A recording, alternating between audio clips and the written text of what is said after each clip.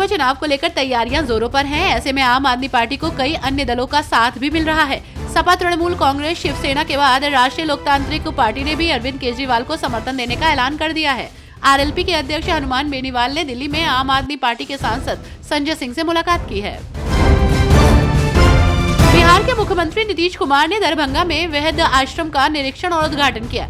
उन्होंने जनता से संवाद कर उनकी समस्याओं को जाना, साथ ही उनके निराकरण के निर्देश दिए। इसके साथ ही सीएम नीतीश कुमार ने जनता को कई अन्य विकास कार्यों की भी सौगात दी। इससे पूर्व उन्होंने वृद्ध आश्रम स्थल का निरीक्षण कर अवलोकन किया। बीजेपी नेता किरीट सौम्या ने बड़ा दावा किया है। दरअसल उन्होंने अमरावती के अजिन गांव सुरजी में फर्जी जन्म प्रमाण पत्र का रैकेट चलाए जाने का दावा किया है। बीजेपी नेता बांग्लादेशी और रोहिंग्याओं के जन्म प्रमाण पत्र घोटाले को लेकर लगातार सबूत पेश कर रहे हैं। उन्होंने दावा किया है कि 6 महीने में 1450 से अधिक लोगों के जन्म प्रमाण पत्र के आवेदन मिले हैं। उनमें 1400 बांग्लादेशी और रोहिंग्याओं के हैं। केंद्रीय मंत्री गिरिराज सिंह ने राजद नेता लालू प्रसाद यादव पर निशाना साधा। गिरिराज सिंह ने कहा कि लालू जी की आरजेडी पार्टी नहीं है, प्राइवेट लिमिटेड कंपनी है। प्राइवेट लिमिटेड कंपनी के सीएमडी लालू प्रसाद यादव हैं। उन्होंने आगे कहा कि बिहार में जो यादव हैं वो सब बेकार है, बस एक लालू प्रसाद यादव के परिवार में ही योग्यता है। भाजपा सांसद प्रवीण खंडेलवाल ने कहा कि कुछ संवैधानिक व्यवस्थाएं हैं और उन संवैधानिक व्यवस्थाओं के अंतर्गत ही सारी प्रक्रियाएं होती है। 10 सालों में हमने अरविंद केजरीवाल को देखा, वे केवल शिगुफा छोड़ते हैं, चाहे कोई भी विषय हो। 10 सालों में अरविंद केजरीवाल एक भी विषय को अपनी अंतिम परिणति तक लेकर नहीं गए और ये सारे विषय उन्हें चुनाव के समय याद आ रहे हैं। दिल्ली की जनता इस बात को अच्छे से समझती है कि अरविंद केजरीवाल केवल अपनी राजनीतिक रोटियां ही सेक रहे हैं। बिहार लोक सेवा आयोग ने आज खान ग्लोबल के 5 सेंटर पर नोटिस भेजा। कुछ दिन पहले ही खान सर ने आयोग के ऊपर हमला बोला था।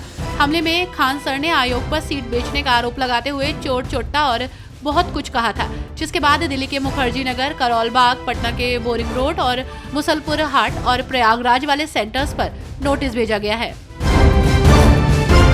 दिल्ली विधानसभा चुनाव को लेकर तैयारियां जोरों पर है। नेता एक दूसरे पर जमकर आरोप प्रत्यारोप लगा रहे हैं। इस बीच खबर है कि Republican Party of India Athawale ने दिल्ली विधानसभा चुनाव 2025 के लिए 15 उम्मीदवारों की सूची की घोषणा की है। रामदास अठावले की party Republican Party of India A भी दिल्ली विधानसभा चुनाव के मैदान में उतर गई है। पार्टी ने 15 उम्मीदवारों की लिस्ट जारी की है। Republican Party of India A NDA की सहयोगी पार्टी है।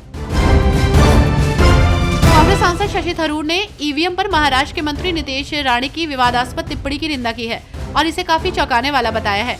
थरूर ने इस बात पर जोर दिया कि भारत का स्वतंत्रता संग्राम समानता और धर्मनिरपेक्षता के सिद्धांत पर आधारित था। उन्होंने महात्मा गांधी के ऐसे देश के दृष्टिकोण का हवाला दिया जहां सभी को समान अधिकार है, चाहे उनका धर्म या जाति कुछ भी हो। दिल्ली कांग्रेस अध्यक्ष देवेंद्र यादव ने कहा कि दिल्ली की सूची में जाट आरक्षण पहले से लागू है। ये शीला दीक्षित के समय से लागू है। 2013 में जब यूपीए सत्ता में थी तब यूपीए ने जाटों को ओबीसी का दर्जा दिया था और करीब 7 राज्यों के जाटों को इसमें शामिल किया था। 2014 में इसे सुप्रीम कोर्ट में चुनौती दी गई। तब तक एनडीए सरकार केंद्र में आ चुकी थी। उन्होंने इसे उस तरह से आगे नहीं बढ़ाया, इसलिए ये बाहर हो गया। दिल्ली विधानसभा चुनाव के बीच आज केंद्रीय गृह मंत्री अमित शाह ने झुग्गी बस्ती प्रधान सम्मेलन को संबोधित किया। अमित शाह ने कहा कि 5 फरवरी से दिल्ली में आपदा मुक्ति दिन होगा।